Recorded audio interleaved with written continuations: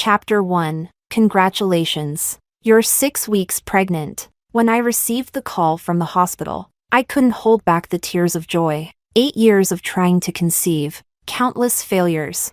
I thought I'd never have the chance to experience the joy of having a child, the result of our love. But now, just before our 8th wedding anniversary, I have received such amazing news. I couldn't wait to tell Paul. I tried calling him several times, but he didn't answer. Suppressing my excitement, I decided to continue selecting furniture for our new home. We had bought a villa a year ago, finished renovating it 2 months ago, and now all that was left was the interior decorating. After choosing most of the furniture, I suddenly remembered that I'd left the keys to the storage room of our old house at the new home. So I drove over to pick them up. As soon as I opened the door, a pair of hot pink high heels caught my eye. I froze. They were clearly not my shoes. Countless thoughts flooded my mind, but I forced myself to stay calm and followed the sound of voices upstairs. Paul, I've never forgotten you all these years. The woman's voice was soft and unfamiliar. Then why did you leave? If you hadn't gone, I wouldn't have had to marry Lisa. That was Paul's voice.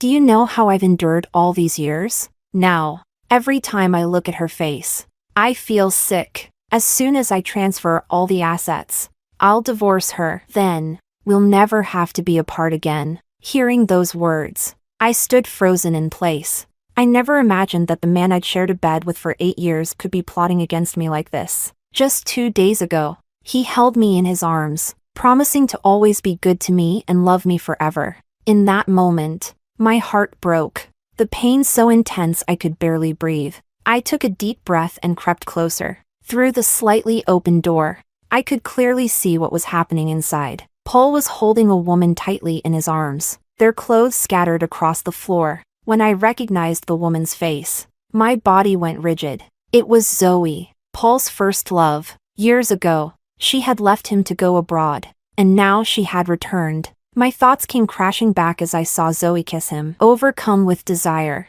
the two of them fell onto the bed. I couldn't describe how I felt as I watched them, as if I was torturing myself by witnessing their intimacy. It wasn't until I heard Paul repeatedly say "I love you" to Zoe that I finally accepted the truth. Everything he had done for me was an act. Slowly regaining my composure, I pushed down the emotions welling up inside me, took out my phone, and secretly recorded a video of their entanglement. I also took a few photos where their faces were clearly visible. After I finished, I left the villa in a daze. I drove aimlessly, my mind consumed by memories of the years Paul and I had spent together. When I started university, I met Paul, the boy I had secretly admired since my younger years. It was love at first sight. After silently harboring my feelings for a year, I found out that Paul was dating Zoe. I had no choice but to bury my emotions deep inside. It wasn't until the year we graduated that I heard from others that Paul and Zoe had broken up. I thought my chance had finally come.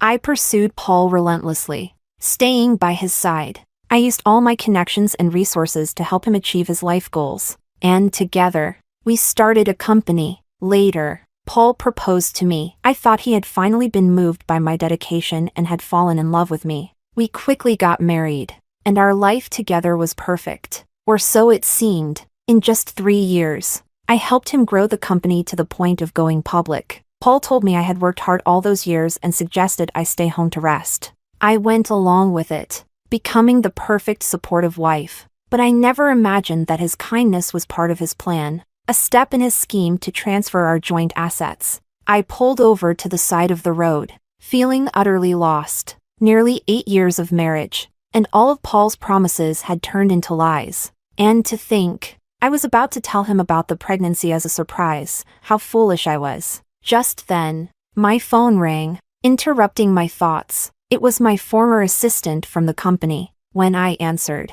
her tone was urgent. "Sis, why did you sell your shares? The company's going through a restructuring and acquisition. The stock price is going to soar. And if you sell now, you'll lose a lot." I was stunned. What? I never said I was selling. Boss Paul said so at the board meeting. She whispered. I just thought something seemed off. "Sis, you should be careful." With that, she quickly hung up. As her words sunk in, I immediately understood. Paul was already starting to move assets, and he was trying to swallow my share too. He really was a master manipulator, leaving no room for decency. I slammed my foot on the gas and sped home. This husband of mine, I couldn't keep him any longer. But the baby. I gently touched my belly. It had been so difficult for me to get pregnant. If I lost this child, I might never have another chance. By the time I got home, I had made up my mind. I would keep the baby, and I would take back every bit of what was rightfully mine. As for Paul, that scumbag, he would learn what it felt like to be betrayed. Chapter 2. Looking at the wedding photo in the living room, all I could feel was disgust at Paul's bright smile. It seemed so fake. Without thinking, I grabbed a nearby ornament and hurled it at the photo. Maybe it was the early stage of pregnancy, but I quickly became drowsy and lay down on the bed. Before long, I fell asleep. In the middle of the night, I was woken up by the sound of Paul coming home. As I opened my eyes, I saw him leaning in to kiss me. The thought of those lips having kissed another woman made me feel utterly disgusted. Just thinking about it made me nauseous, and I leaned over the bed, gagging. Paul didn't expect such a strong reaction from me and quickly grabbed some water from the nearby table. "What's wrong? Is it your stomach acting up again?" Back when we first got together, I had worked endlessly to help Paul ease his burden, working day and night to find clients and manage business. That led to my stomach issues. I was surprised he still remembered. In a way, it was a relief. At least I didn't have to worry about revealing my pregnancy and getting caught up in a complicated situation. "I'm fine, honey. I was just a bit tired today and didn't have time to eat, so my stomach is hurting a little." I hid my disgust and lay back down, pretending nothing was wrong. "As long as you're okay. You haven't eaten yet, right? I'll make you some porridge. Lie down and rest, and I'll call you when it's ready." Paul stroked my hair gently before heading to the kitchen. I forced a smile at Paul, but as soon as he left, my smile faded. I could hear the clanging of pots and pans from the kitchen. Paul was making porridge. I lay in bed, my thoughts drifting far away. I didn't even notice when Paul came back into the room. "The porridge is ready." I nodded and followed him to the dining table. On the table was a bowl of millet porridge, along with a small plate of pickles. "Honey, I remember the villa is fully renovated now, right? Why don't we move in a few days? Maybe a change of environment will help us with our baby plans." Paul froze for a moment, clearly caught off guard by my sudden mention of the villa. He looked visibly flustered but quickly regained his composure. "Yeah, it's ready, but there's a bit of an issue. We might need to wait a little longer." I sneered inwardly. "An issue? More like he's afraid I'll discover something. Did the workers cut corners? I'll go check tomorrow." "You're busy with work, so you don't have to go back and forth." I had to suppress my disgust and act like a loving wife, to keep Paul from getting suspicious.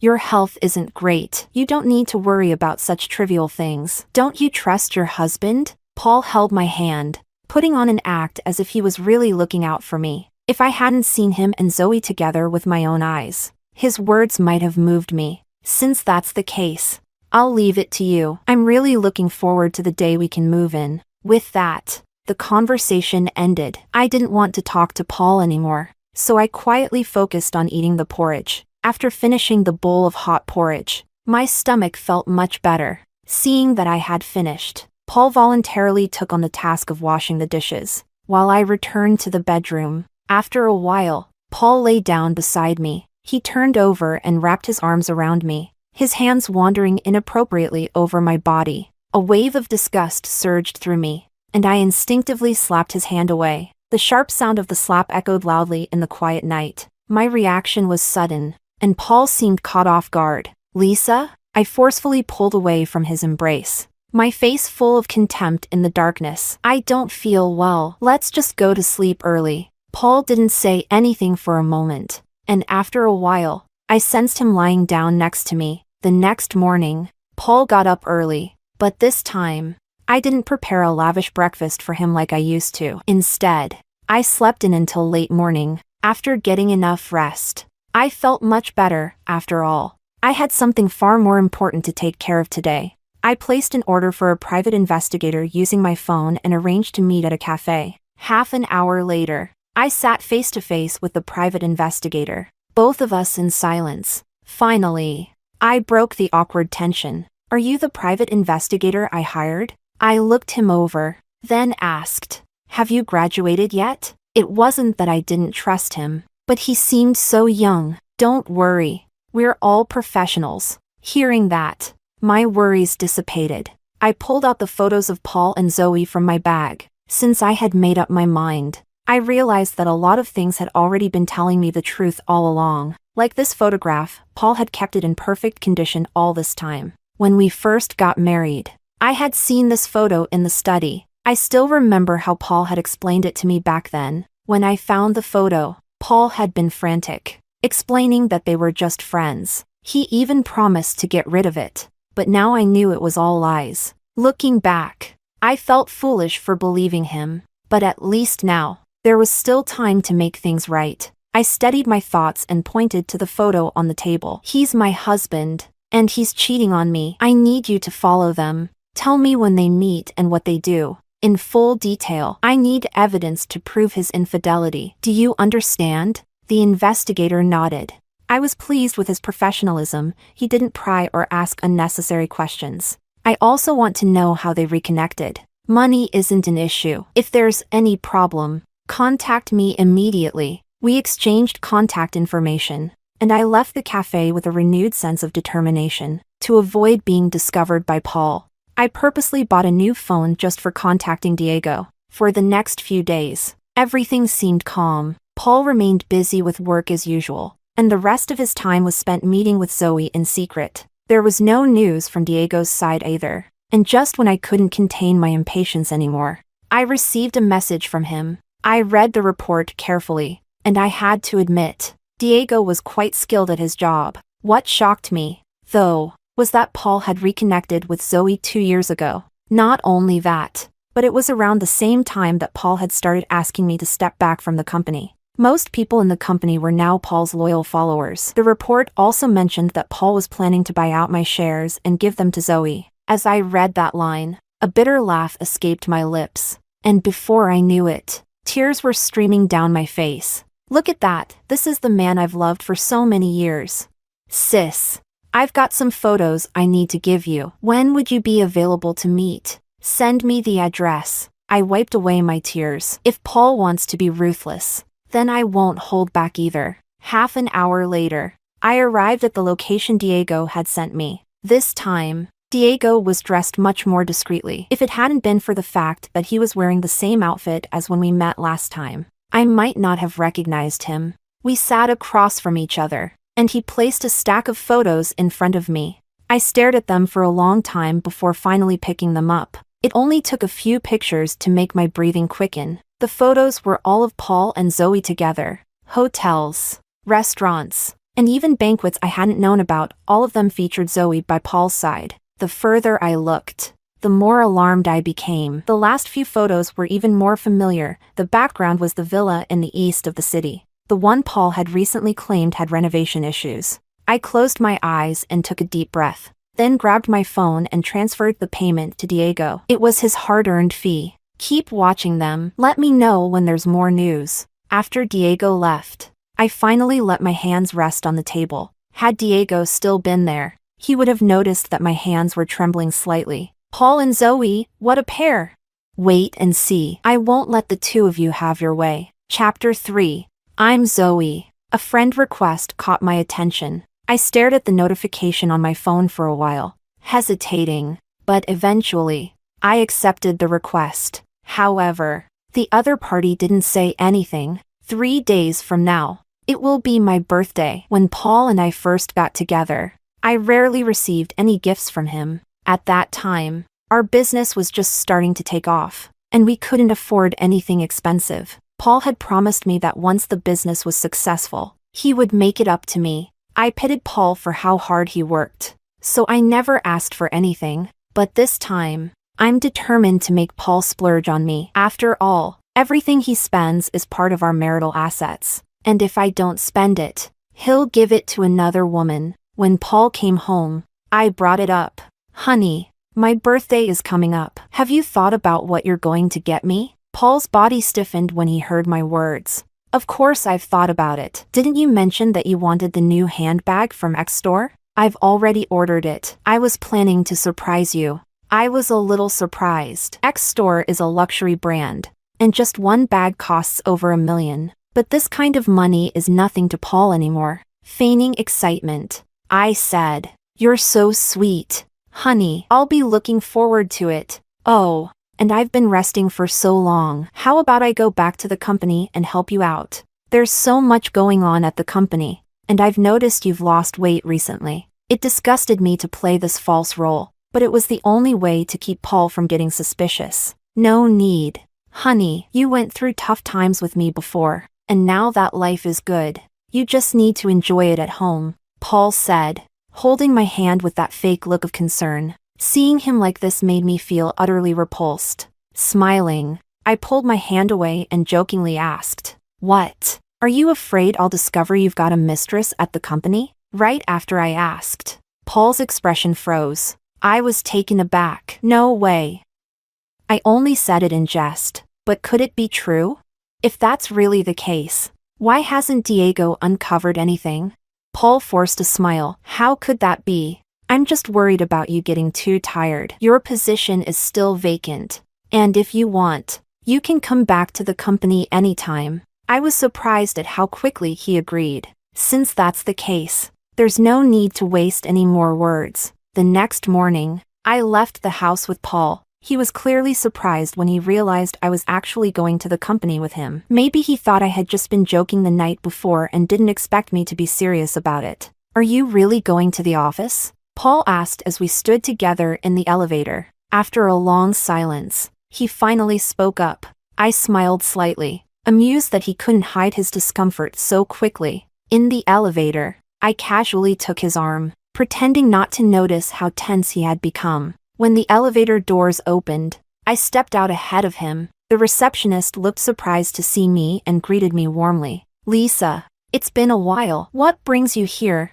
When I had left the company, Paul had made some sort of arrangement with the staff, though I wasn't exactly sure what story he had told them. "I'm back to work," I said with a smile before heading toward my old office. Though I hadn't been to the company in quite some time, my office remained just as it had been. That pleased me. Returning to the company was the first step in my plan. This company's success today was largely built on my hard work. Paul had merely reaped the rewards of my efforts. When it came to business, I had always been more talented than him. On my first day back, I could already sense the undercurrents of tension within the company. I had to admit, Paul was quite skilled at winning people over. In the year I had been away, he had managed to sway many of the company's senior employees to his side. Recently, the company had been preparing for a major bidding project, and as far as I knew, Paul was still clueless about how to approach it. This project was my opportunity. No matter how much Paul had promised his followers,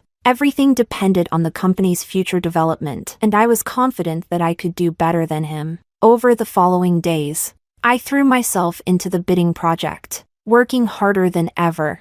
I became so busy that, some nights, I returned home after Paul had already fallen asleep, and in the mornings, I left before he even woke up. I led a team of new employees on the project, promising them generous bonuses. After a month of hard work, the project was finally beginning to take shape. The support for me within the company grew stronger with each passing day, and I knew that Paul was starting to get nervous. Chapter 4. In just over a month, I secured the bidding project, bringing significant profits to the company. I made sure to reward my colleagues who worked with me on the project, giving them a generous bonus. The total amount reached millions, but considering the revenue the project generated for the company, this bonus was nothing in comparison. When Paul found out that I had given out such large bonuses, he was displeased, although he only hinted at his dissatisfaction through subtle comments. After that, it was time for my birthday. On the morning of my birthday,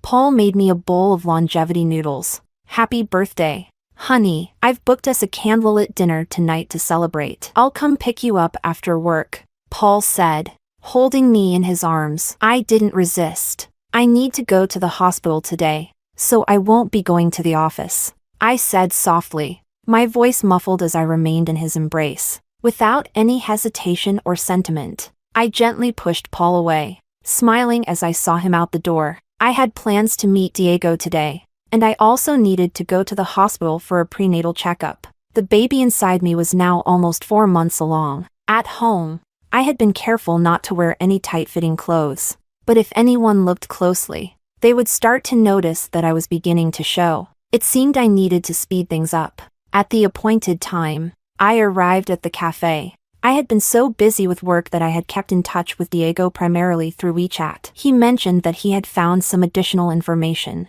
I spotted Diego entering the cafe with his bag, and he sat down across from me, his face beaming with excitement. "Sis, I guarantee the latest information I've found will be of great use to you." With that, Diego placed a file in front of me. The title was striking: Asset Transfer. What was Paul planning?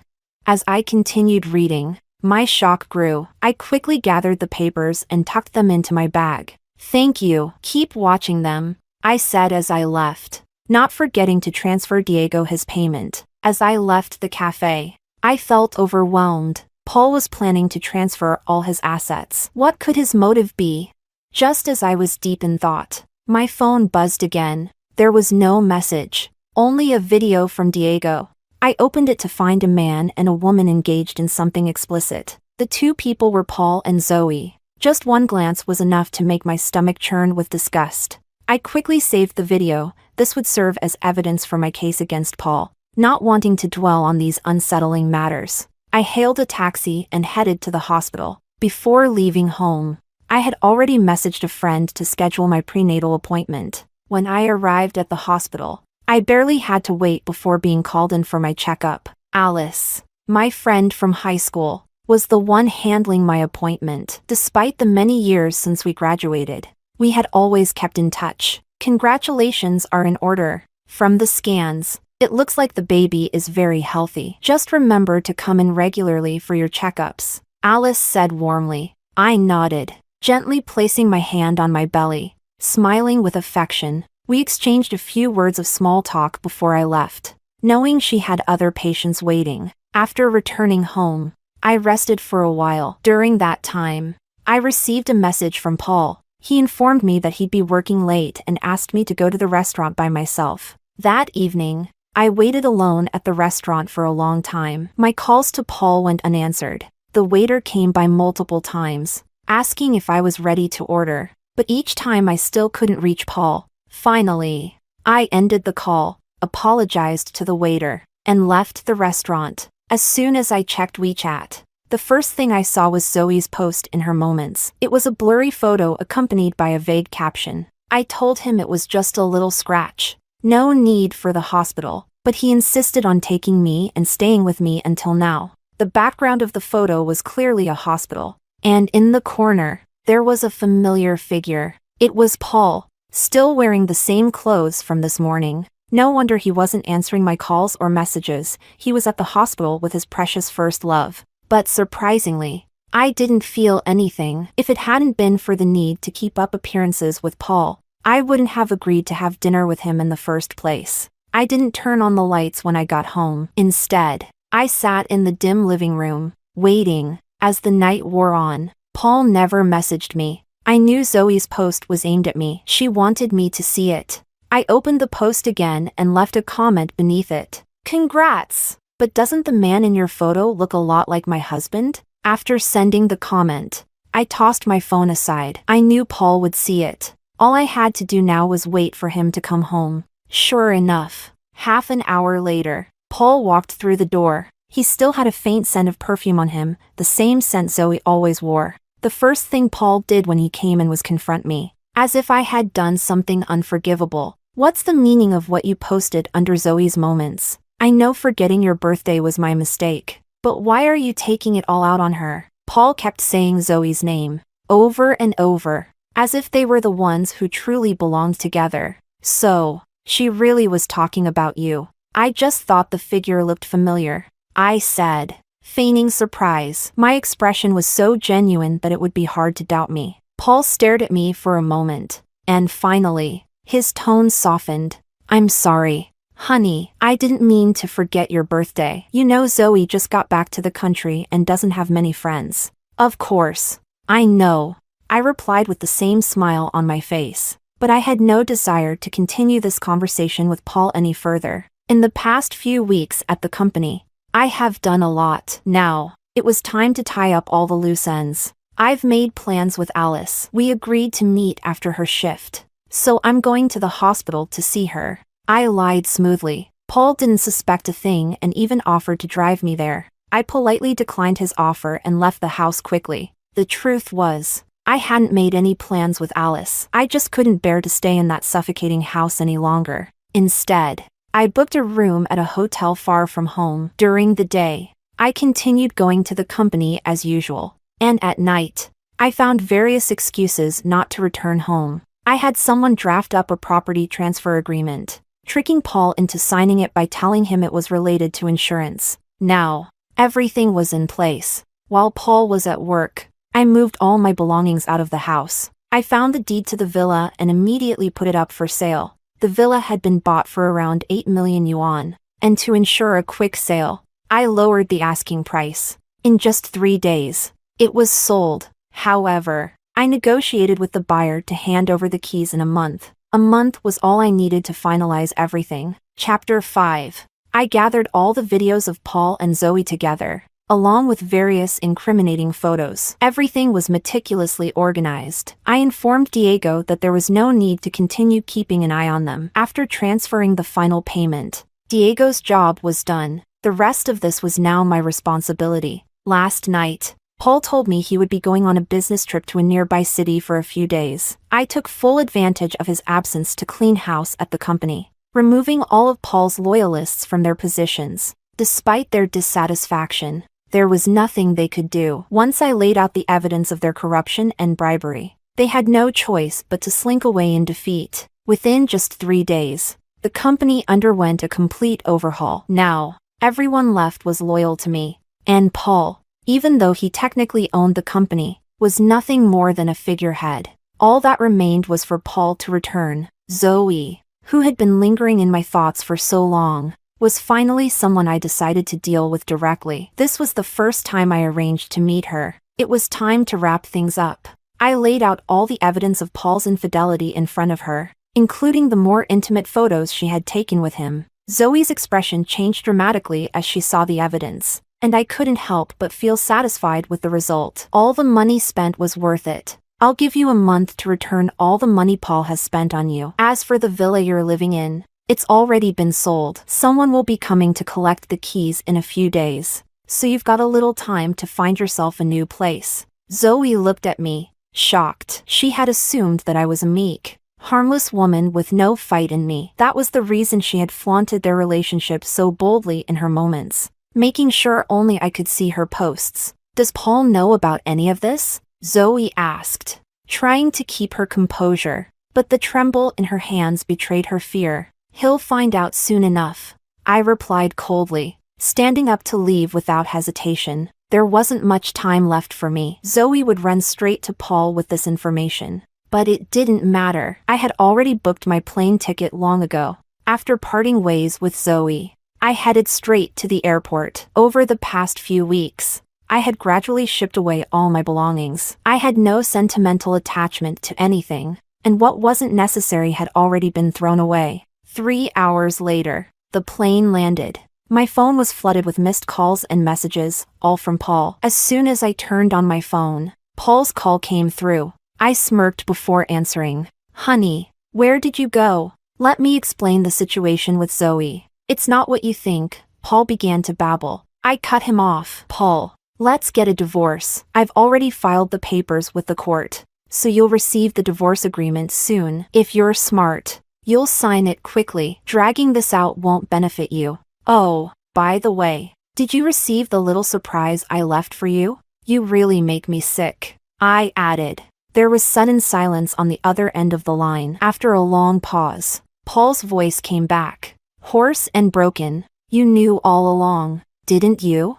I didn't bother to answer directly. Paul, every single day with you has disgusted me. Before he could reply, I hung up. Chapter 6. A month later, I finally received the divorce agreement. During that time, Paul constantly tried to win my forgiveness, but it was far too late. By the time I left, I had already taken care of everything with the company. Paul was left with nothing. He didn't even have a place to live. Perhaps my firm stance wore him down in the end, and he eventually agreed to the divorce. Since he was found guilty of infidelity during the marriage, the court ruled that Paul had to leave the marriage with nothing. As for Zoe, she had to mortgage the house and sell the luxury goods Paul had bought her just to pay back what she owed. Once the divorce was finalized, I cut all ties with both of them, deleting and blocking their contact information from my life. With everything settled, I could finally focus on what mattered, preparing for the arrival of my baby. Being a first-time mother, I worried about doing things right, so I spared no expense in hiring a top-notch maternity nurse to care for me and the baby after birth. 5 months later, I gave birth to a beautiful baby girl. To this day, Paul remains oblivious to the fact that I was pregnant. I never intended to tell him anyway. This child is mine, and Paul is nothing more than a fleeting chapter in my life. After my daughter was weaned, I opened a branch of my company here. I hired a maternity nurse to take care of my daughter while I balanced running the business. At times, I would go days, even weeks, without seeing her, but fortunately, the business grew stable, and I found trustworthy people to manage it. I gradually began to let go and spent more and more time at home with my daughter. 3 years later, I finally returned home. It was the first time I'd been back in years. I left the company in the hands of trustworthy people. This trip back home was primarily for business, but I never expected that on my first day back, I'd run into Paul. I hadn't seen him in years. He looked gaunt and much more disheveled than before. His eyes lit up when he saw me, but then his gaze fell on the little girl in my arms. "Is that your daughter?" Paul asked, his voice filled with curiosity. I tensed up immediately. If you looked closely, you could see traces of Paul in my daughter's features. Worried that he might notice, I spoke quickly to my daughter. "Sweetheart, say goodbye to the uncle. We need to go." "Goodbye, uncle," my daughter said sweetly in her soft, childlike voice. I hurried past Paul, carrying my daughter with me, my heart pounding as I feared he might follow us. This time, I only stayed for 3 days to take care of business matters. Once everything was settled, I took my daughter and headed home. On the way back, I received more messages from Paul. They were full of regret, but I didn't bother reading them in detail. I simply blocked him, not wanting to waste another second of my life on him. With my daughter in my arms, we boarded our flight. At the gate, I ran into someone familiar, Diego. "Hey, sis, long time no see. I didn't expect to bump into you here," he said with a smile. Chapter 7. On the plane, Diego kept my daughter entertained, and she seemed to enjoy playing with him. After we landed, I suggested we grab a meal together, and Diego happily accepted. Seeing I had a lot of luggage, he offered to carry my daughter, who surprisingly didn't mind at all. We ate together, and after dinner, Diego said goodbye and went on his way. But after that, I started running into Diego more often, in all sorts of places. At first, I thought it was just a coincidence, but over time, I began to suspect that Diego had other intentions. It wasn't until one night, after I had too much to drink, that one of my colleagues called Diego to help me. In my hazy state, I could have sworn I heard Diego confess his feelings. The next day, however, Diego acted as if nothing had happened, and I didn't bring it up either. I didn't want to break that unspoken understanding between us. Having been through a failed marriage, I now knew one thing for certain: the only person I could truly trust was myself. And with that knowledge, I was confident that my future would be bright, and that I would forge a path to success.